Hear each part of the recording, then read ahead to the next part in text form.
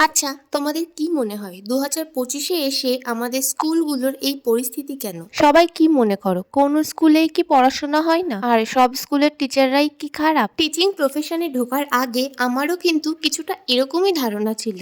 এখন আমি বুঝতে পারছি আসল গন্ডগোলটা কোথায়। প্রথমে আমি ছিলাম হাই স্কুলে, এখন আমি আছি কেজি স্কুলে, যেটা ক্লাস 5 পর্যন্ত। তো দুটো স্কুলেরই অবস্থা সম্পর্কে আমি কিছুটা হলেও অবগত। তোমাদের কি মনে হয় যারা বেসরকারি ইংলিশ বা বেঙ্গলি মিডিয়ামের টিচার তাদের স্যালারি কত হতো? তোমরা হয়তো জানলে অবাক হবে যে একজন দিনমজুরের থেকেও টিচারের দাম এখন অনেকটাই কম। তুমি যদি মনে করো তুমি টিচার হয়ে স্টুডেন্টদেরকে ভীষণ ভালোভাবে পড়াবে, ভীষণ ন্যায়মূলক এবং মানুষ হওয়ার মতন শিক্ষা দেবে, তাহলে কিন্তু তুমি চাপে পড়ে নতুন যাবে। জয়েন করেই প্রতিটা স্টুডেন্টসদের প্রিয় শিক্ষক বা শিক্ষিকা হয়ে উঠলে তোমাকে পলিটিক্সের শিকার হতে হবে, আর তোমাকে ওই স্কুলে বেশি দিন টিকতেও দেওয়া হবে না। সমস্ত স্টুডেন্টস, অভিভাবক এবং টিচাররা কিন্তু সমান হয় না। আর এইদিকে কিছু অভিভাবক আছে, তারা নিজেদের ছেলে মেয়েদেরকে কিছু বলেই না, আর টিচারদেরকেও কিচ্ছুটি বলতে দেয় না, আর তারা জানতেও চায় না তাদের পেছনে তাদের বাচ্চারা ঠিক কি করছে। কিছু জন তো এক্সট্রিম, তার বাচ্চাকে জোরে বকে দিলে পরের দিন গ্রাম শুদ্ধ লোক নিয়ে এসে স্কুলে রীতিমতো হুজ্জুতি করে। আর এই সমস্ত কারণেই আজকের জেনারেশনের এই অবস্থা।